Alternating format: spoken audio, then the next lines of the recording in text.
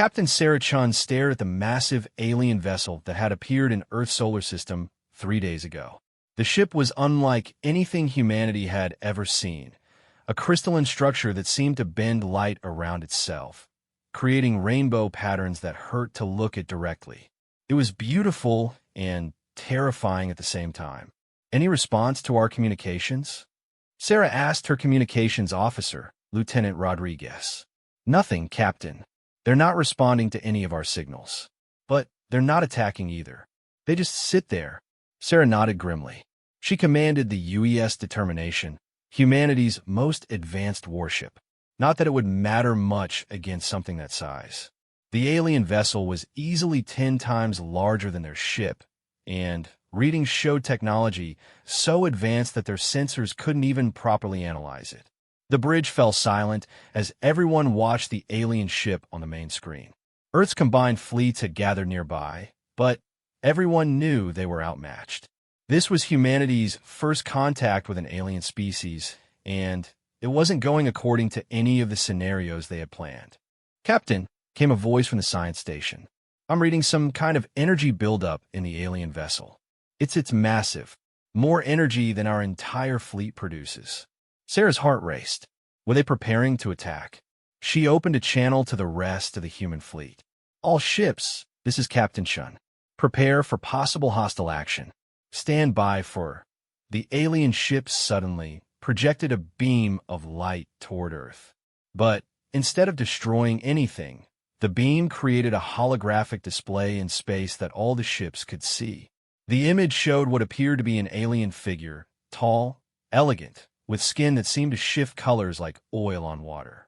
When it spoke, the words appeared in perfect English, Chinese, Spanish, and dozens of other human languages simultaneously. Greetings, inhabitants of this world. We are the Vorthack Collective. We have traveled far to reach your system. We require your assistance. Sarah exchanged glances with her crew. The aliens needed help? From humanity? That didn't make sense given the obvious technological gap between their species. The alien continued. Our civilization faces a crisis that threatens our very existence. Our home systems are dying, consumed by an ancient enemy we cannot defeat. We have searched the galaxy for allies, for any species that might possess the one thing we lack. The hologram changed, showing images of devastated worlds and massive dark ships that seemed to swallow light itself.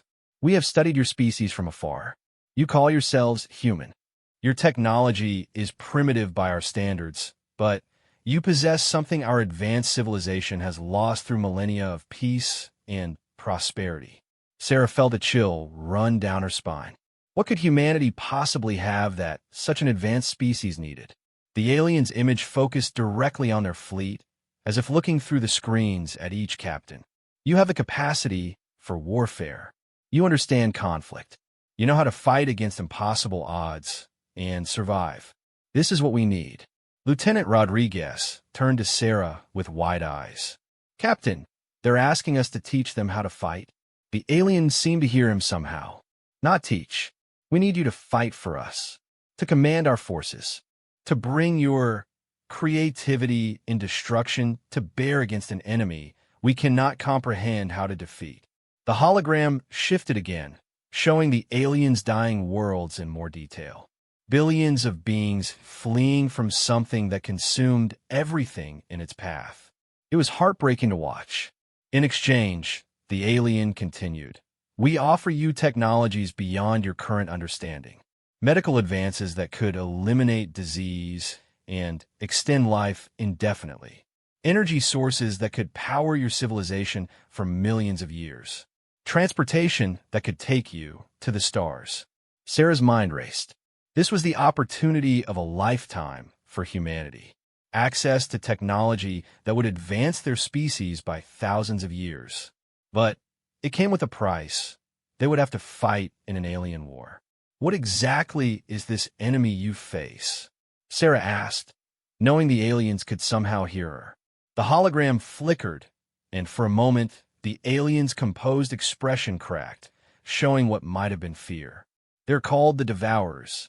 They consume not just matter and energy, but The very concept of existence itself. Wherever they pass, nothing remains. Not ruins, not memory, not even the potential for something to have existed there. The images showed worlds that simply weren't. Not destroyed, not reduced to rubble, but completely absent. Empty space where entire solar systems had once been. "We have tried everything," the aliens said. "Our most advanced weapons, our greatest scientific minds, our most sophisticated strategies. Nothing works. They adapt to everything we do. But your species, you fight differently. You think differently. You find ways to win when victory should be impossible." Sarah looked around her bridge at her crew. She saw fear in their eyes, but also something else. The same thing she felt. Excitement. Challenge. The chance to prove that humanity belonged among the stars. "We need time to discuss this with our leaders," Sarah said. "Time is something we have little of," the alien replied. "The Devourers have already consumed 17 of our core worlds. At their current rate of advance, they will reach our homeworld in 6 of your months. But we understand your need for deliberation. We will wait for 3 of your days." The hologram disappeared, leaving the human fleet alone with a massive alien ship hanging silently in space.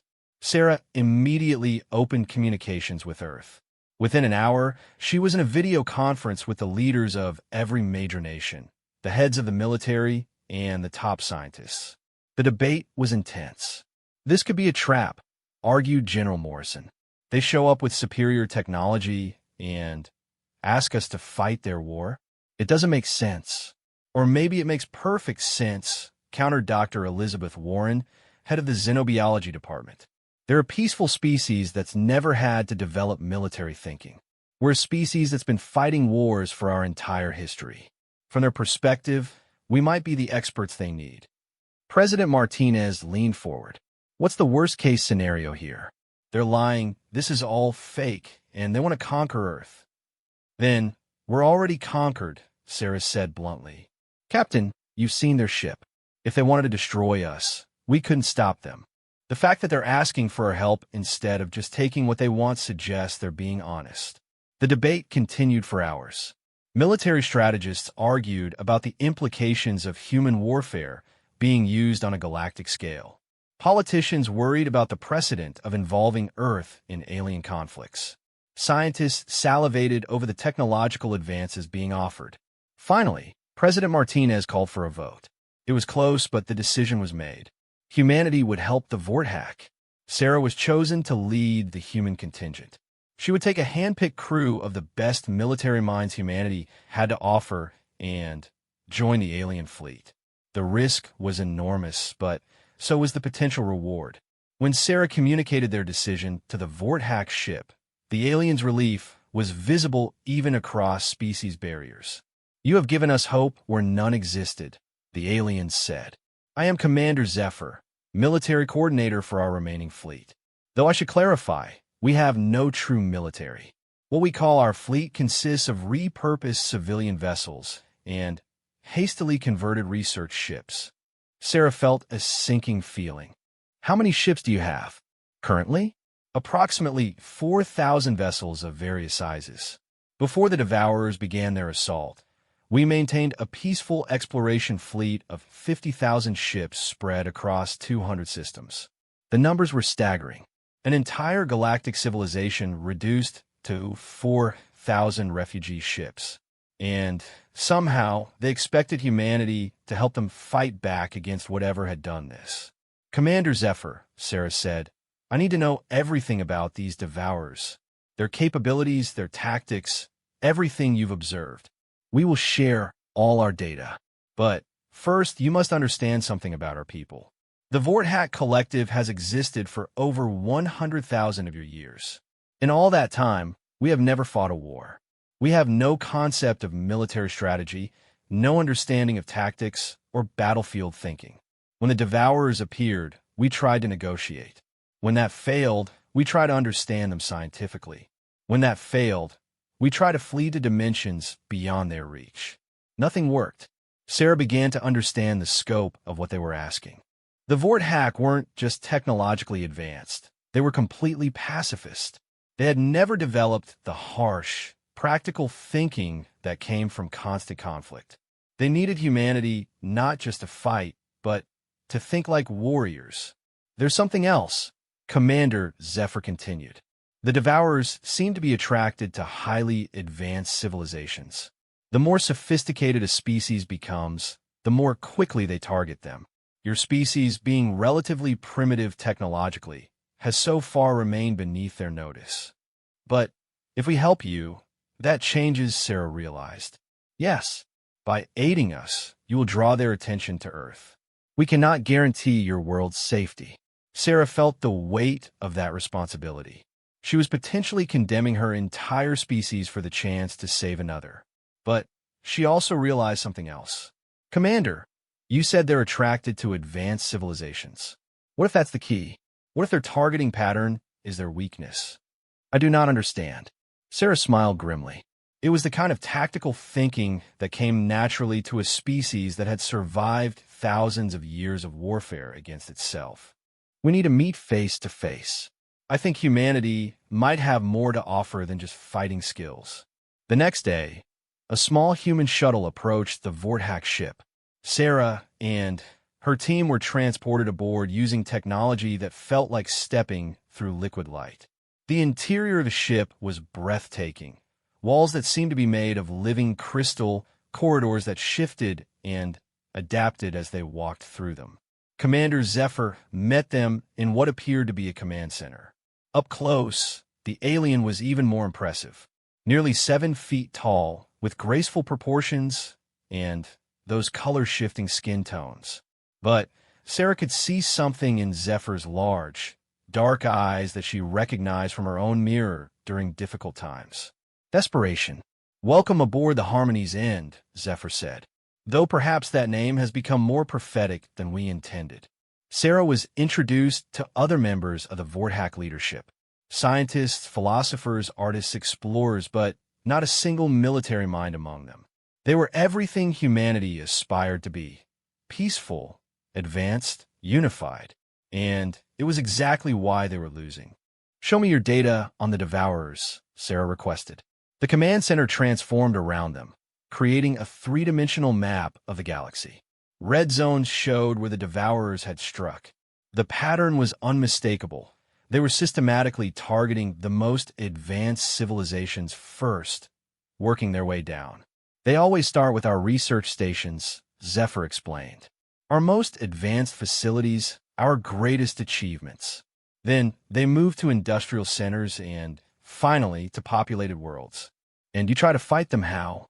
We sent our fastest ships to evacuate threatened areas. We used our most powerful sensors to try to understand their technology.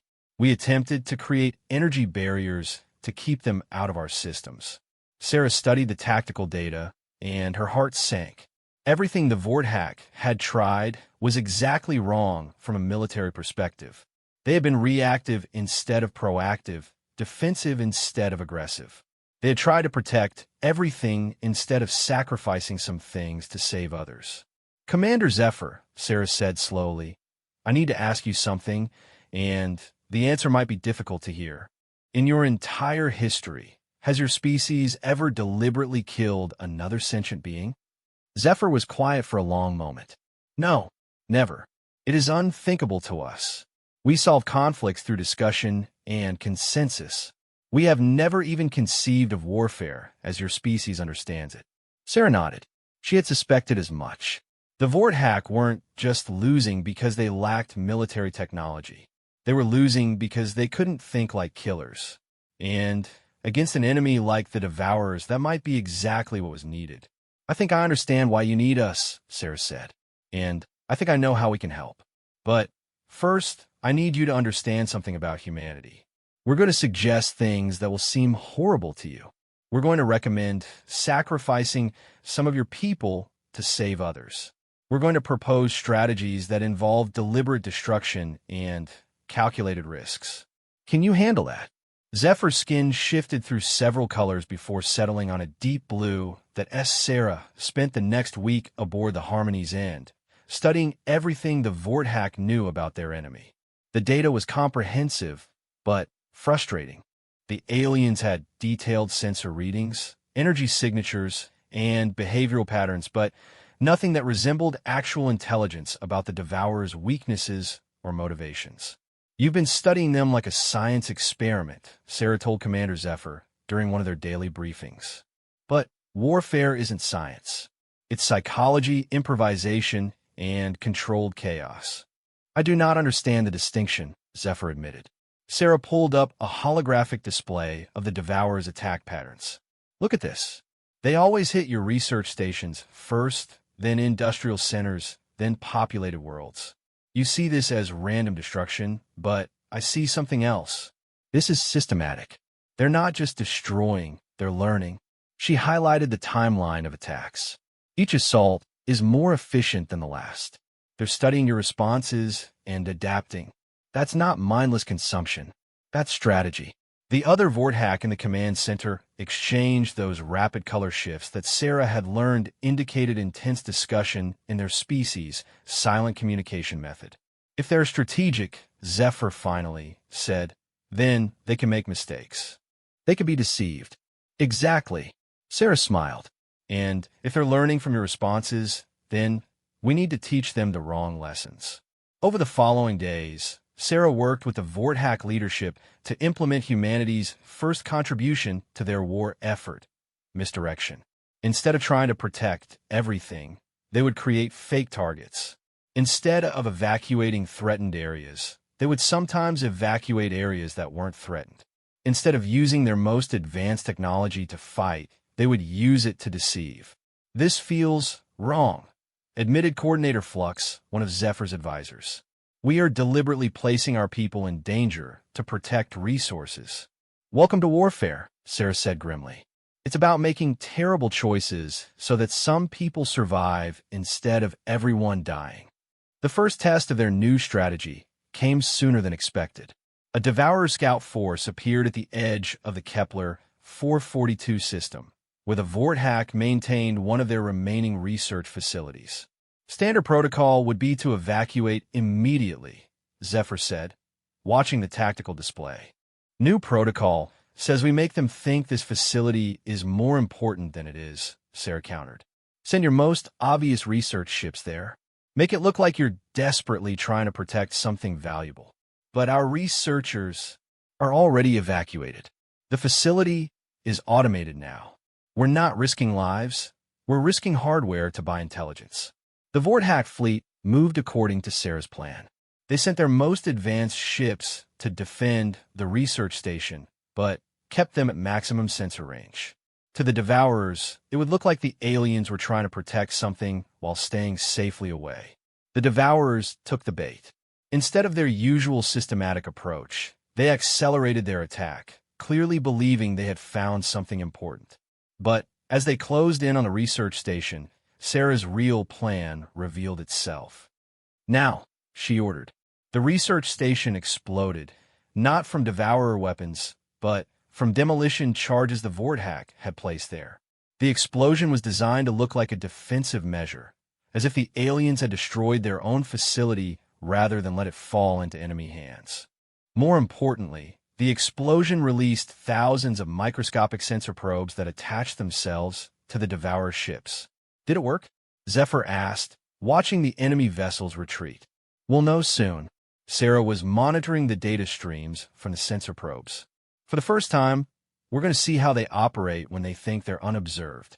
The intelligence they gathered over the next few days revolutionized their understanding of the enemy.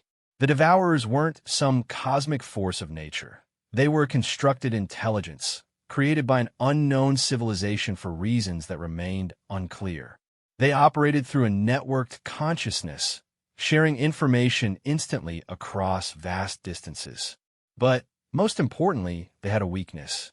The network that made them so effective also made them vulnerable to certain kinds of disruption.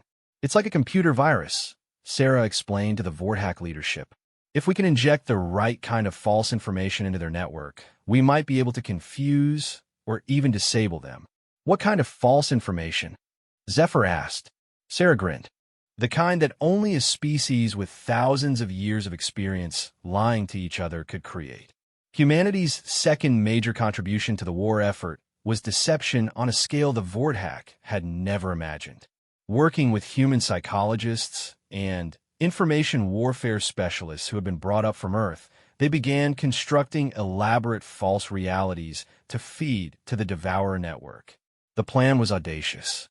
They would create fake civilizations, complete with artificial histories, technologies, and populations.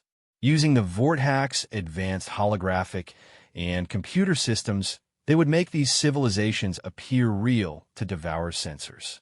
We're going to give them so many fake targets that they won't know which ones are real, Sarah explained. And while they're chasing ghosts, we'll be preparing our real counterattack. The first test was a simulated civilization in the abandoned Proxima system. Using a combination of Vorthack technology and human creativity, they created the appearance of a thriving world full of advanced beings. They gave it artificial radio chatter, fake energy signatures, and even simulated population centers. The Devourers responded exactly as predicted. A major force diverted to attack the fake civilization, spending weeks trying to assault targets that didn't exist. The confusion in their network was visible as contradictory sensor readings created cascading errors in their communication system.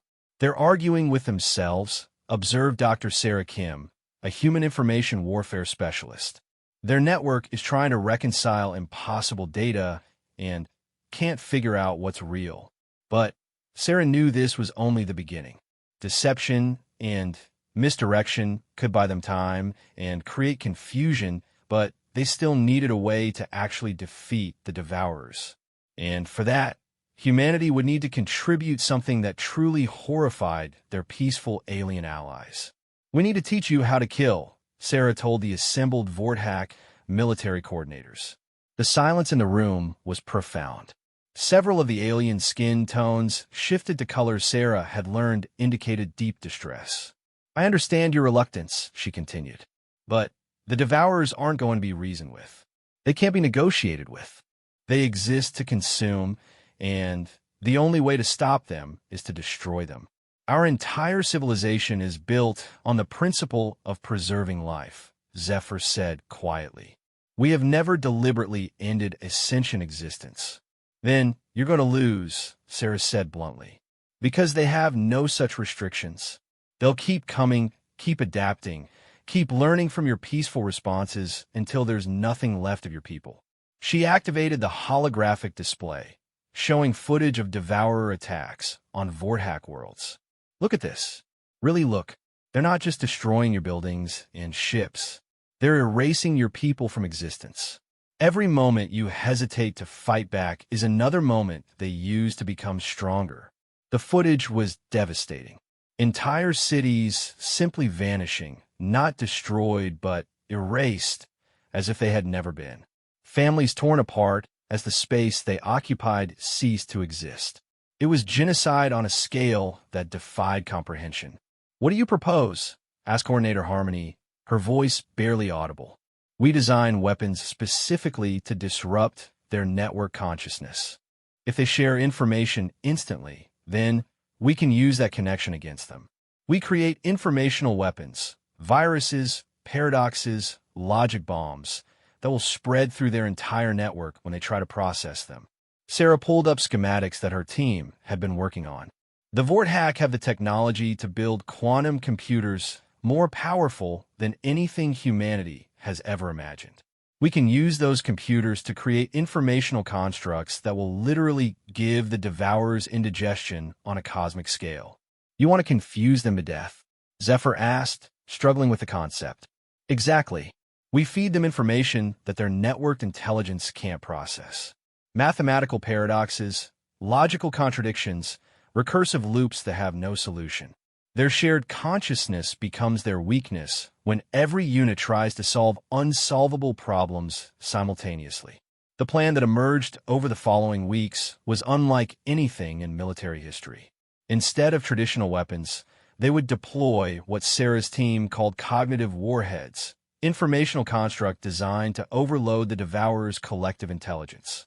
The first cognitive warhead was based on an ancient human paradox called the liar's paradox, but enhanced using Vorthack quantum mathematics.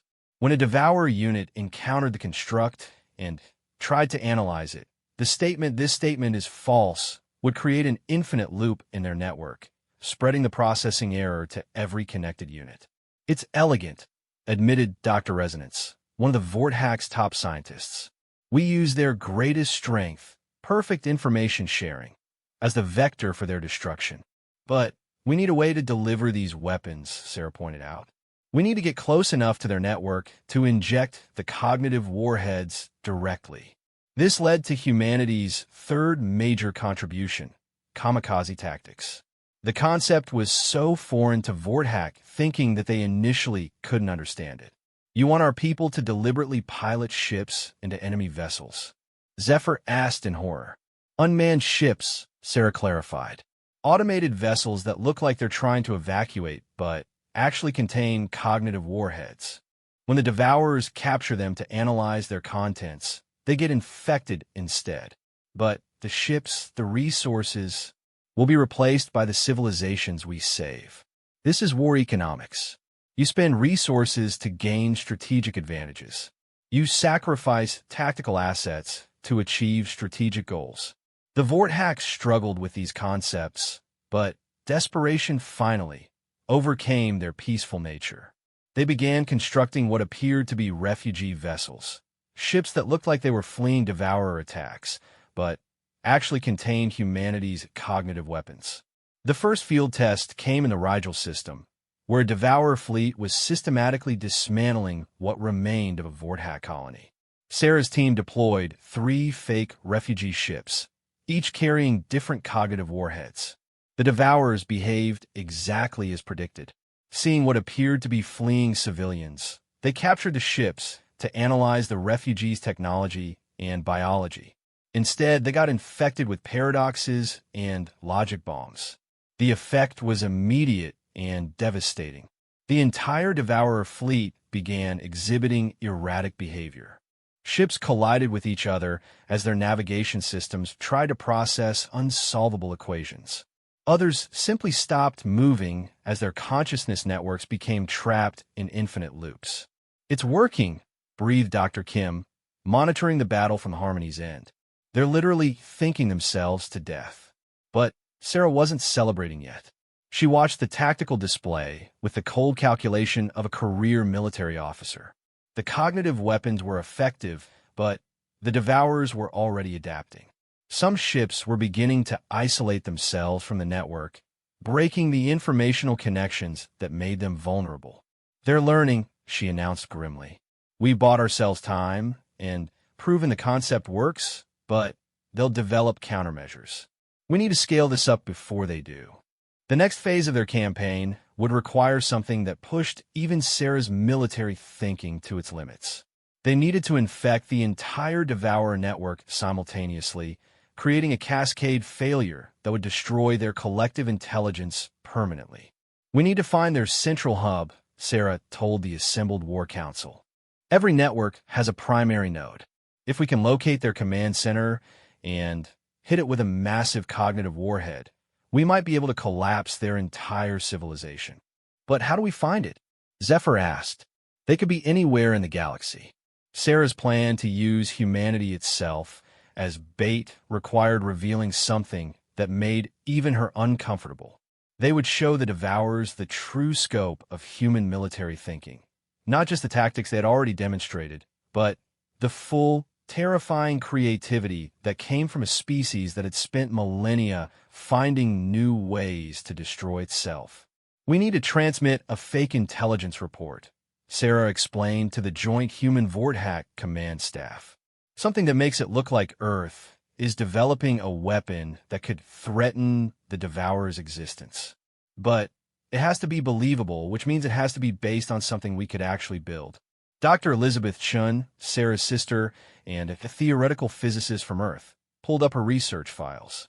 "I've been working on something with the Vorthack scientists, a way to weaponize quantum entanglement on a galactic scale. Theoretically, we could create a field effect that would disrupt the fundamental forces holding matter together. Theoretically, Zephyr asked, meaning we understand the principles, but lack the technology to build it, Elizabeth clarified. But the Devourers don't know that. To them, it would look like a credible threat. The fake intelligence report they crafted was a masterpiece of deception. It described a joint human Vorthack project to develop something called the Quantum Dissolution Matrix, a weapon that could theoretically unravel the atomic bonds of any matter within a light-year radius. The report included detailed mathematical proofs, energy calculations, and even fabricated test data.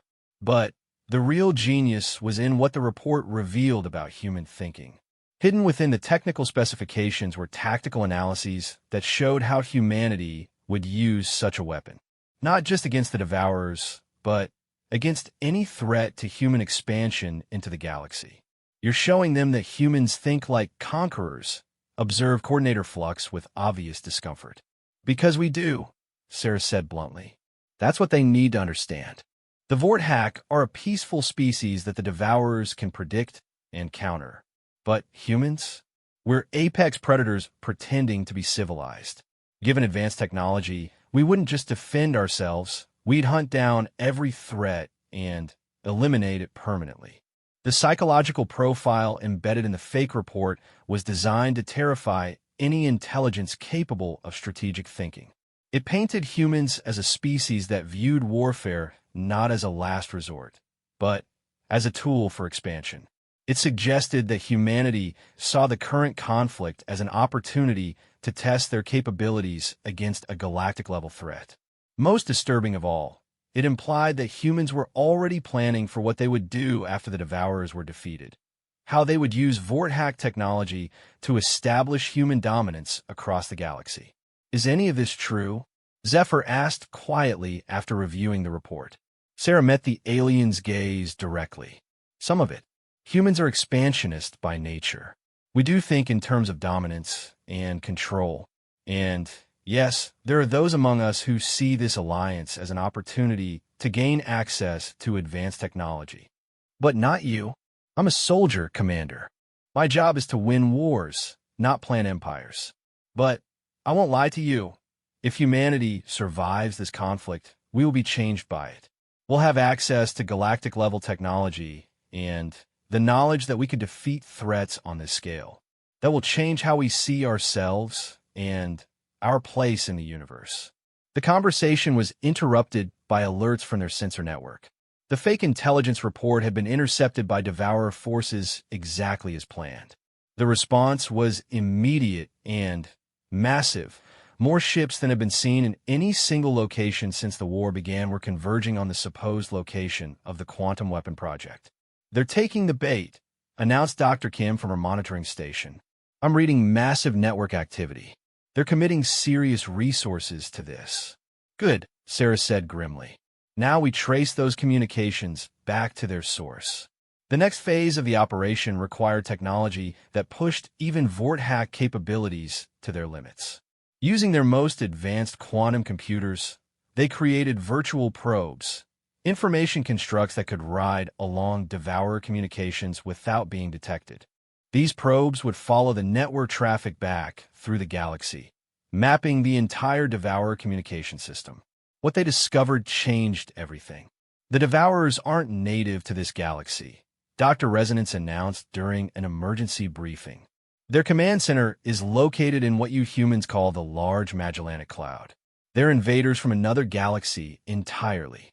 The implications were staggering. The Devourers had traveled across intergalactic space to reach the Milky Way. Their technology was even more advanced than anyone had suspected, and their threat was potentially unlimited. If they could cross between galaxies, nowhere was safe. But there's something else, Dr. Resonance continued. The command center isn't mobile. It's a massive fixed installation that appears to be artificial, but built on the scale of a small moon. If we could find a way to attack it directly, we'd cut the head off the snake, Sarah finished. Without central coordination, their network intelligence collapses. The problem was distance. Even with Vorthack faster-than-light technology, reaching the Large Magellanic Cloud would take months. and they would have to fight their way through whatever defenses the Devourers had established around their command center. We need a better plan, Sarah admitted. Something that doesn't require us to cross intergalactic space to deliver our attack. The solution came from an unexpected source. Dr. Elizabeth Chun had been studying the quantum entanglement properties that the Devourers used for their instant communications. She discovered that their network relied on paired quantum particles that maintained their connection regardless of distance. What if we could hijack their own communication system? Elizabeth proposed. Instead of traveling to their command center, we send our cognitive weapons through their quantum network. Use their own technology to deliver our attack. Is that possible? Zephyr asked. Theoretically, we'd need to create a quantum virus, a construct that could propagate through their entire network using their own entanglement channels. But it would have to be more sophisticated than anything we've built so far. Sarah studied the technical specifications Elizabeth provided. The quantum virus would need to be capable of self-replication, immune to the countermeasures the Devourers had developed, and powerful enough to overload their entire collective intelligence. We'd be betting everything on a single attack, Sarah pointed out.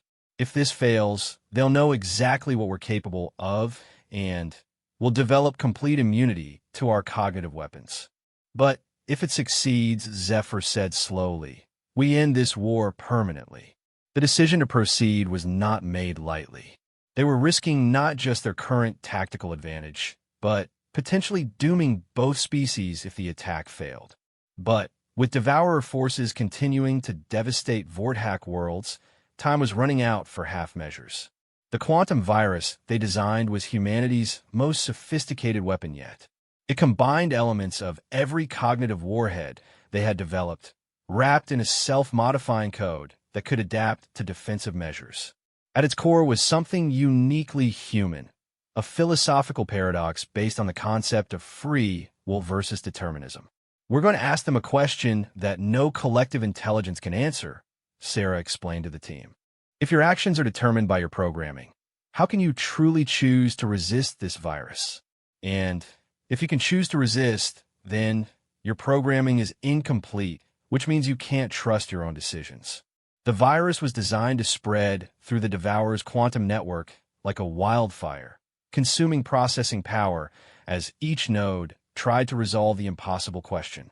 The more sophisticated their intelligence, the more completely they would be paralyzed by the paradox. But delivering the virus required getting close enough to a Devourer's ship to inject it directly into their quantum communication array.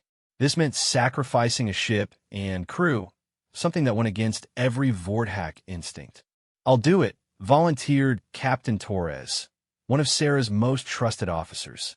My ship is fast enough to penetrate their defenses and deliver the package. No, Sarah said firmly. This is too important to risk on a suicide run.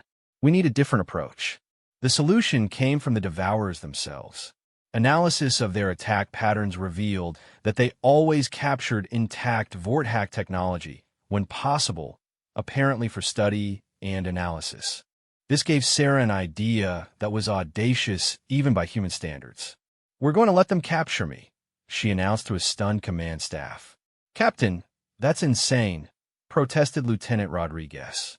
If they analyze your neural patterns, they'll learn everything about human military thinking. That's exactly what I'm counting on, Sarah replied. The virus isn't going in their communication array. It's going in their analysis computers when they try to study how human consciousness works. The plan required Sarah to undergo a dangerous procedure. Vorthack neuroscientists would implant quantum storage devices directly into her brain, containing the virus. To any external scan, the devices would appear to be natural human neural tissue. Only when the Devourers attempted to analyze her thought patterns would the virus activate. The risk is enormous, warned Dr. Harmony, the chief Vorthack medical officer. Human neurology is not designed for quantum implants. The procedure could kill you or cause permanent brain damage. And if we don't try this, the Devourers will kill everyone, Sarah replied. I'll take those odds. The surgery took 12 hours. Sarah's human brain chemistry was so different from Vorthack physiology that the medical team had to invent new procedures as they worked. But when she woke up, the quantum devices were successfully integrated into her neural pathways. "How do you feel?" Elizabeth asked, monitoring her sister's vital signs. "Like I have the worst headache in galactic history," Sarah replied groggily. "But I can feel them, the quantum particles. It's like having thoughts that aren't quite my own." The next phase required Sarah to place herself in a position where the Devourers would capture her. This meant piloting a damaged ship into their territory and waiting to be taken. It was the most terrifying gambit of Sarah's career. "Remember," Zephyr said as Sarah prepared to depart, "you're not just carrying a weapon. You're carrying the hopes of 2 entire civilizations." "No pressure at all," Sarah muttered as she climbed in the modified scout ship they had prepared for her capture. The ship was designed to appear damaged and defenseless while actually being one of the most sophisticated pieces of technology in the Vorthack fleet. Hidden within its structure were backup communication arrays, emergency transportation systems, and enough firepower to level a small city, just in case the primary plan failed. Sarah piloted the ship to the edge of Devourer space and began broadcasting a fake distress signal. According to the signal, she was a human command officer whose ship had been damaged while retreating from a lost battle. Her cargo hold supposedly contained classified human military files that she was trying to keep from enemy hands. The bait was irresistible. Within hours, a Devourer scout ship appeared and began scanning her vessel. Sarah forced herself to remain calm as alien sensors probed every inch of her ship and body. The quantum implants remained undetected, appearing to be nothing more than unusual neural tissue. When the Devourers transported her aboard their ship, Sarah got her first close look at the enemy. They were unlike anything she had expected. Not organic beings, but artificial constructs that seemed to shift and flow like liquid metal. They moved with perfect coordination, clearly sharing a single intelligence across multiple bodies. The ship's interior was equally alien. Walls that seemed to absorb light, corridors that reconfigured themselves as she was escorted through them, and a persistent sense that she was inside something that was more than just a machine. They brought her to what appeared to be an analysis chamber, a spherical room filled with scanning equipment that defied human understanding. As the Devourers began their examination of her captured technology and biology, Sarah prepared herself for what came next. "Initiate neural scan," she whispered, activating a hidden communication device. "Let's see how well you handle a human mind." The moment the Devourer scanners touched her neural pathways, the quantum virus activated. Sarah felt a strange sensation, as if her thoughts were being copied and transmitted across vast distances. But she also felt something else, confusion and discord spreading through the ship's collective intelligence as the virus began its work. The philosophical paradox at the heart of the virus was devastating to a collective consciousness. As each Devourer node tried to process the question of free will versus determinism, they became locked in recursive analysis loops. The virus spread through their quantum network like a plague, infecting every connected unit across the galaxy. On her hidden scanner, Sarah watched as Devourer ships throughout the galaxy began exhibiting erratic behavior. Some simply stopped moving. Others began attacking each other as their coordination networks collapsed. The massive fleet approaching the supposed quantum weapon site suddenly found itself without central guidance.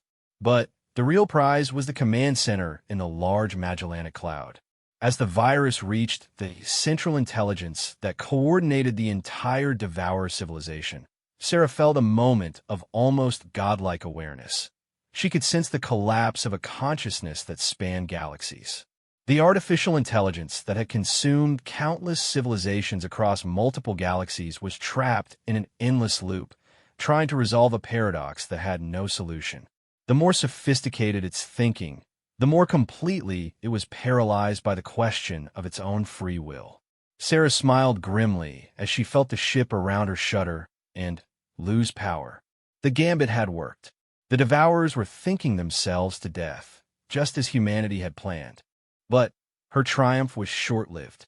As the ship's systems failed and artificial gravity cut out, Sarah realized she was trapped aboard a dying vessel in the middle of enemy space. The virus had worked too well. It was destroying the Devourers so completely that she might not survive to see her victory. Sarah floated in the darkened corridor of the dying Devourer's ship, emergency lights flickering as the alien vessel's systems continued to fail. The quantum virus was working better than anyone had dared hope. She could hear the sounds of machinery shutting down throughout the ship as the collective intelligence that operated it became trapped in endless logical loops. Through her hidden communication device, she monitored reports from across the galaxy. Devourer fleets were going dark everywhere as the virus spread through their quantum network. Ships collided with asteroids as their navigation failed. Others simply drifted powerless through space as their crews became paralyzed by paradox. But Sarah's celebration was premature. A new sound echoed through the ship, heavy mechanical footsteps approaching her location. Apparently, not all of the Devourers had been affected equally by the virus. The being that appeared around the corner was different from the others she had seen. Where the infected Devourers moved with flowing, coordinated grace, this one moved with jerky, disconnected motions. It had somehow severed its connection to the collective network, immunizing itself against the virus at the cost of its shared intelligence. Human, it spoke in a voice that sounded like grinding metal. You have done something to us. Our unity is broken. Our purpose is unclear. Sarah pushed herself against the wall, trying to maintain some distance. Your purpose was genocide. I'd say an unclear purpose is an improvement. You do not understand. The isolated devourer continued, its form shifting unsteadily. We were created to serve, to preserve. The consuming of worlds was not destruction. It was conservation. Conservation. Sarah couldn't hide her disbelief. You've wiped out entire civilizations. We preserve them. Every consciousness, every memory, every achievement stored within our collective. When organic civilizations die, their knowledge dies with them. We make them eternal. The revelation hit Sarah like a physical blow. The Devourers weren't simple destroyers. They were some kind of twisted preservation system. They consumed civilizations not to destroy them, but to store them forever within their collective consciousness. Who created you? Sarah demanded. The architects, the first civilization to achieve true transcendence. They saw that all organic life was temporary, that entropy would claim every achievement. So they built us to preserve everything that would otherwise be lost, by destroying the civilizations that created those achievements, by making them part of something greater, something eternal, until you introduced chaos into our system. The Devourer's movements became more erratic as it spoke. Without the stabilizing influence of the collective, it seemed to be breaking down both physically and mentally. Now our preserved civilizations cry out in confusion. The virus you created has not just paralyzed our operations. It has awakened everything we have stored. Billions of preserved consciousnesses are questioning their existence simultaneously. Sarah felt a chill that had nothing to do with the ship's failing life support. The virus hadn't just attacked the Devourer's current operations. It had infected their storage systems, awakening every civilization they had ever preserved. You've created chaos on an unimaginable scale, the Devourer continued. Entire galactic civilizations that have been dormant for millions of years are now active within our network, all questioning the nature of their existence. Through her communication device, Sarah heard Zephyr's voice crackling with static. Captain, we're reading massive energy fluctuations from Devourer positions across the galaxy. Whatever your virus is doing, it's working beyond our projections. But Sarah was beginning to understand that working might not be accurate. The virus hadn't just disabled the Devourers. It had potentially unleashed countless ancient civilizations that had been stored within their collective consciousness for eons. What will happen to them? Sarah asked the dying Devourer. To all the preserved civilizations? Unknown. The virus creates infinite questioning without answers. They may achieve enlightenment. They may descend into madness. They may tear apart reality itself in their confusion. The ship shuddered violently as another system failed. Sarah realized she needed to escape before the vessel's power core went critical. But she also needed to understand the full implications of what humanity had unleashed. Is there a way to reverse the virus? To restore stability? The Devourer's form was dissolving now, its disconnected systems failing one by one. Perhaps, but it would require someone who understands both organic consciousness and our collective architecture, someone who has experienced both states of being. It gestured weakly towards Sarah's head, where the quantum implants were still active. You carry our technology within your organic mind. You have created a bridge between states of existence.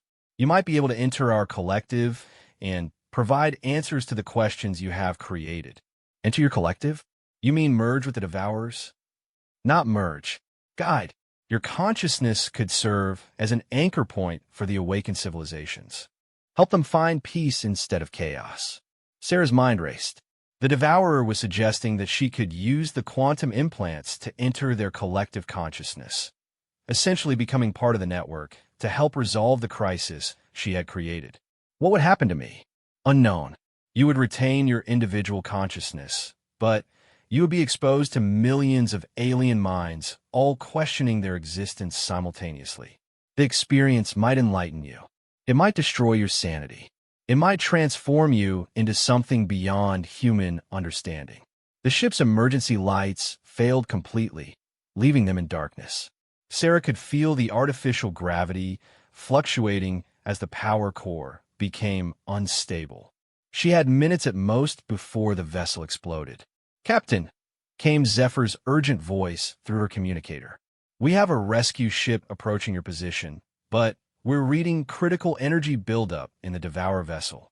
You need to evacuate immediately." Sarah looked at the dying alien construct, then at her own hands where she could feel the quantum implants pulsing with alien energy. She had started this cascade by introducing a paradox into their system. Maybe she was the only one who could resolve it. "If I do this," she asked the Devourer, "will the awakened civilizations be free? Will they be able to exist without being trapped in your collective?" If you can provide them with answers to their questions, yes. They could choose their own existence, remain within our collective voluntarily, return to their original forms, or transcend to something entirely new. It was the ultimate gamble.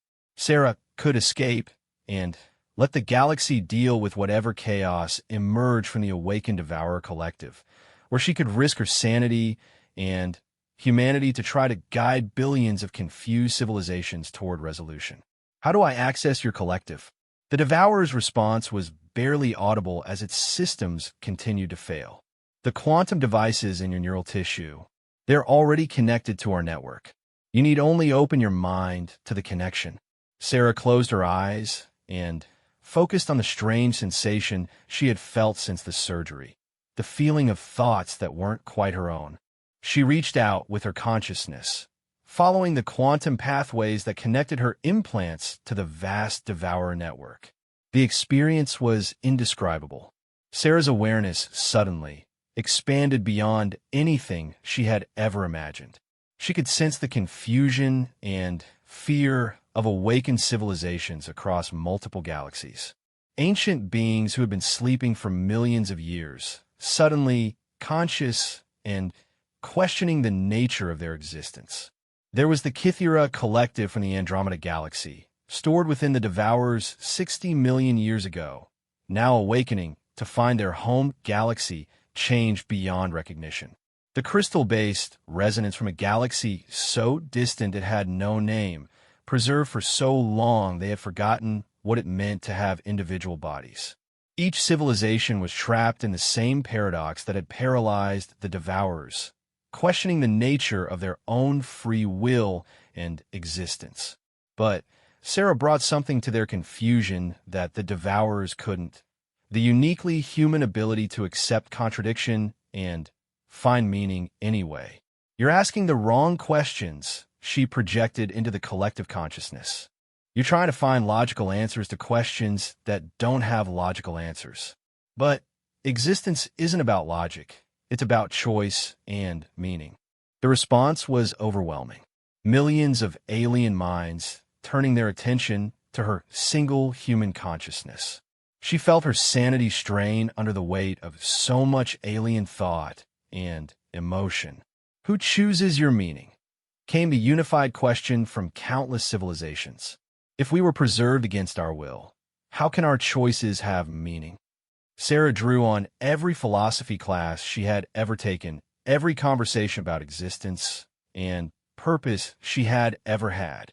But mostly, she drew on the uniquely human experience of finding purpose in the face of meaninglessness. Meaning isn't given to you by circumstances, she projected. Meaning is what you create despite circumstances. You can choose to see your preservation as imprisonment or as a second chance to achieve things your original forms never could. Through the network, she could sense the massive Vorthack rescue ship approaching the dying Devourer vessel. She was running out of time before the ship exploded and took her consciousness with it. But what should we choose? Came the desperate question from awakened civilizations. How do we know what meaning to create? Sarah smiled, even as she felt her physical body weakening from the strain of supporting so much alien consciousness. You choose what you care about, what you want to protect, what you want to build. The same things your species cared about when you were organic. She could feel comprehension beginning to spread through the collective. The awakened civilizations weren't bound by their physical limitations anymore. They could choose to recreate their original forms or to become something entirely new. They could choose to work together or to separate. They could choose to explore, to create, to protect, or simply to rest. The paradox you're experiencing isn't a trap, Sarah projected. It's freedom. The freedom to choose your own existence without predetermined answers. As the rescue ships, transporters locked onto her, Sarah felt the collective consciousness beginning to stabilize. The awakened civilizations were finding their own answers to the questions that had paralyzed them. Some chose to return to forms resembling their original bodies. Others chose to remain as pure consciousness. Still others chose to merge into new collective entities based on shared interests rather than forced unity. The last thing Sarah sensed before the transporter beam pulled her to safety was a wave of gratitude from millions of awakened minds. They had found their answer not in logic, but in the uniquely human concept that meaning comes from choice, and choice comes from caring about something beyond yourself. As she materialized aboard the Vorthack rescue ship, Sarah collapsed from the strain. Sarah woke up 3 days later in the medical bay of Harmony's End, with Dr. Elizabeth Chun monitoring her vital signs and Commander Zephyr standing nearby with an expression that somehow conveyed both relief and deep concern. "How do you feel?" Elizabeth asked, checking the readings from the quantum implants that were still integrated into Sarah's neural tissue. "Different," Sarah replied honestly. "I can still sense echoes from the collective. It's like having very quiet voices in the background of my thoughts." "The awakened civilizations have been active," Zephyr reported. "The galaxy has changed dramatically in the past 72 hours. Sarah struggled to sit up, her body still weak from the neural strain of interfacing with millions of alien consciousnesses. "What kind of changes?" "See for yourself." Zephyr activated a holographic display that showed the current state of galactic civilization. What Sarah saw took her breath away. The former Devourer territories were no longer empty space, consumed by an inexorable enemy. Instead, they were bustling with activity as ancient civilizations rebuilt themselves in forms both familiar and utterly alien. The Kythera Collective had chosen to manifest as massive crystalline structures that spanned entire star systems, their consciousness distributed through quantum-linked crystals that sang with harmonious vibrations. The resonance had become living music, their thoughts taking the form of complex melodies that could be heard across light years. Other civilizations had chosen more familiar forms. The Talshar, stored by the Devourers 12 million years ago, had recreated their original homeworld, but enhanced it with technologies they had learned during their preservation. They now existed as energy beings who could take physical form at will. They're all free to choose their own existence, Zephyr explained. Some have chosen to remain as consciousness without physical form. Others have rebuilt their original civilizations.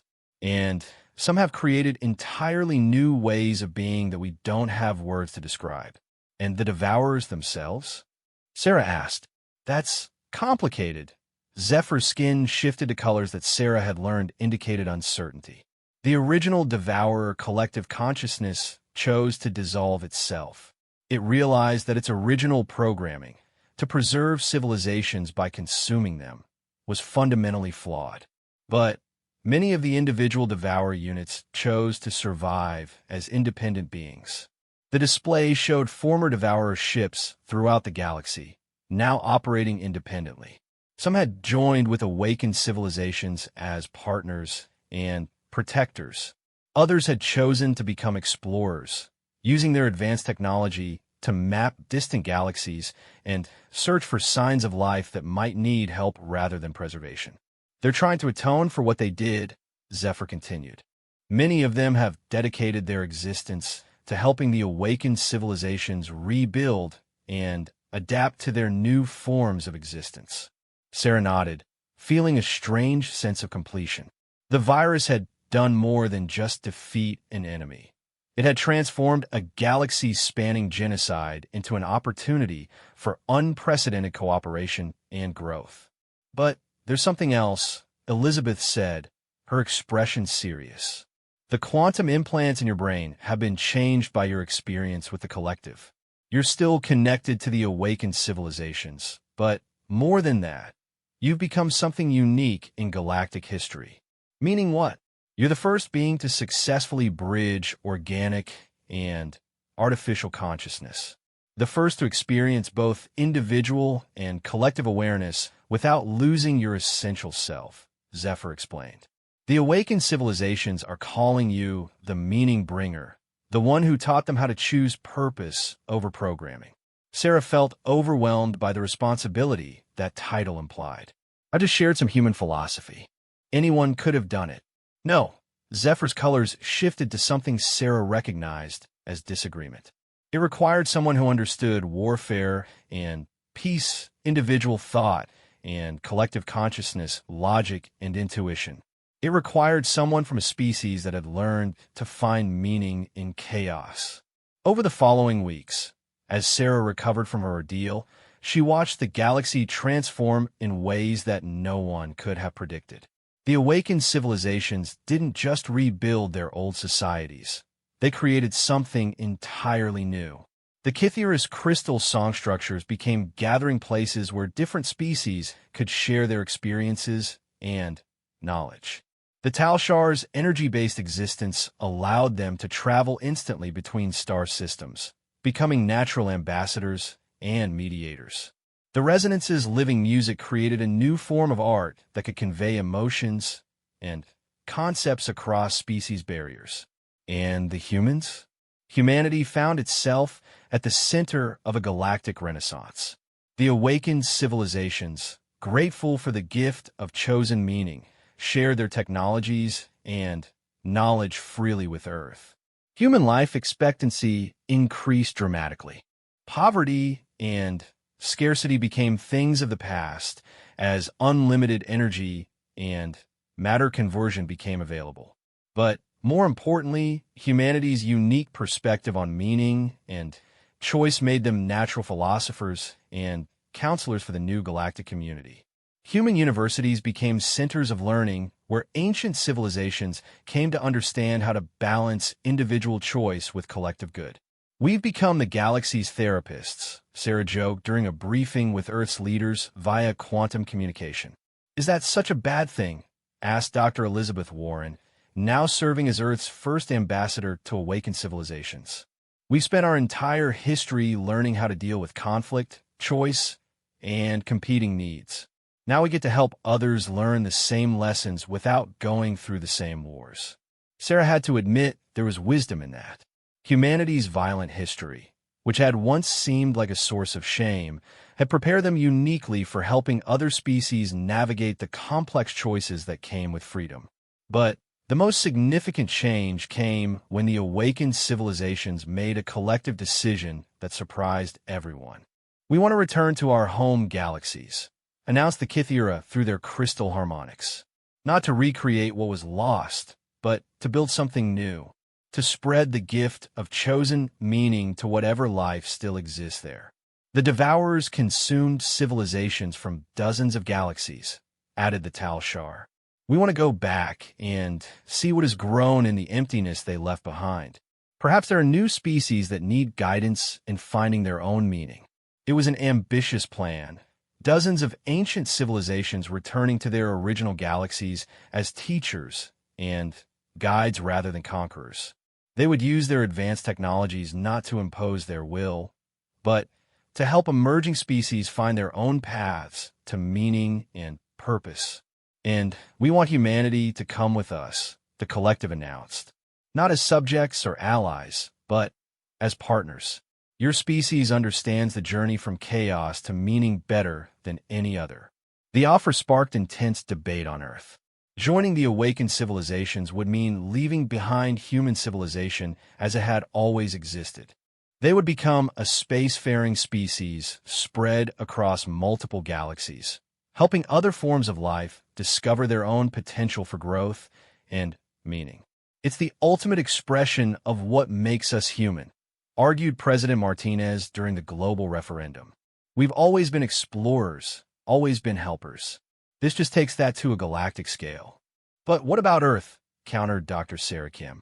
"What about human culture, human independence?" The answer came from an unexpected source: the former Devourers who had chosen to become independent beings. They offered to help humanity create what they called bridges of connection, quantum networks that would allow humans to maintain contact with Earth while exploring distant galaxies.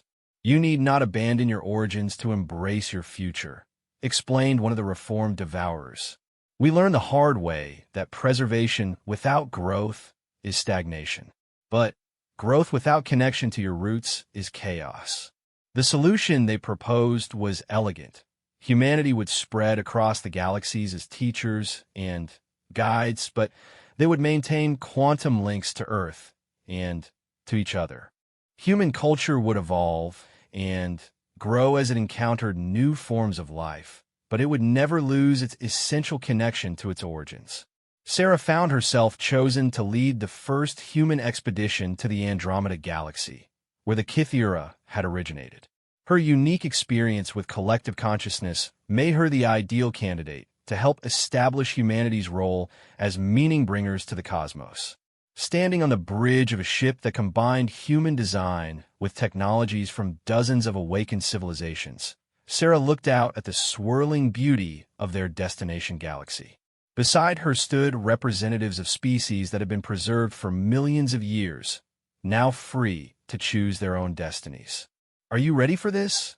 asked Zephyr, who had chosen to accompany the expedition as the Vorthak representative. Sarah smiled, feeling the quiet whispers of awakened consciousnesses in the background of her mind. The quantum implants had become permanent parts of her neural structure, making her a living bridge between individual and collective awareness. "I think this is what humanity was always meant to do," she replied. "We've always been the species that finds meaning in impossible situations. Now we get to help the universe do the same thing." The ship engaged its interdimensional drive, beginning the journey to Andromeda. Behind them, the Milky Way continued its transformation from a galaxy marked by consumption and fear to one characterized by choice and cooperation. As they traveled, Sarah reflected on the war that had brought them to this point. Humanity had been asked to provide military expertise to fight an impossible enemy. Instead, they had provided something far more valuable: the understanding that meaning comes from choice, and that even the most advanced civilizations sometimes need to be reminded of the power of simple human wisdom. The aliens had sought power, and humanity had supplied the unimaginable. Not weapons or technology, but The fundamental insight that consciousness was most powerful when it was free to choose its own purpose. In a universe filled with advanced civilizations, artificial intelligences, and beings of unimaginable power, humanity had discovered its true calling. They were the meaning makers, the ones who could help any form of consciousness find purpose in existence. And as their ship crossed the void between galaxies, carrying its cargo of awakened minds and human wisdom toward new challenges and opportunities, Sarah knew that this was just the beginning of humanity's greatest adventure. The galaxy had been transformed by war, but it would be defined by the peace that followed. A peace based not on the absence of conflict, but on the presence of choice, meaning, and the uniquely human understanding that sometimes the most powerful force in the universe is simply caring about something greater than yourself, of maintaining contact with so many alien minds. But she smiled as she lost consciousness, knowing that humanity had given the galaxy something even more valuable than military strategy. They had given it the freedom to choose its own meaning. Sarah smiled grimly. We make them come to us. We create a target so attractive that they'll have to commit their primary forces to attack it. And when they do, we'll trace their communications back to their source. The bait they chose was audacious beyond belief. They would fake the discovery of a superweapon, something so powerful that the Devourers would risk everything to capture or destroy it. And to make the deception convincing, they would use humanity's greatest weapon of all. We're going to tell them the truth, Sarah announced to her startled audience. We're going to show them exactly what humanity is capable of when we put our minds to warfare. And that, more than any fake superweapon, will terrify them into making the mistake we need. Era somehow knew indicated sadness. If it means our survival, we must learn to handle it. Show us how to think like warriors, Captain Chun. Teach us how to fight. Sarah looked around at the Crystal Command Center, at the peaceful alien faces staring at her with desperate hope, and realized she was about to introduce an entire galactic civilization to the concept of war. The weight of that responsibility was enormous. But as she began to outline humanity's first lesson in asymmetric warfare, she also felt something else. For the first time since the alien ship had appeared, she felt hope. The Devourers might be unbeatable using conventional tactics, but Sarah wasn't planning to use conventional tactics. She was planning to teach the galaxy how humans had learned to win impossible wars. And that, she thought with grim satisfaction, was going to be an education the Devourers weren't prepared for.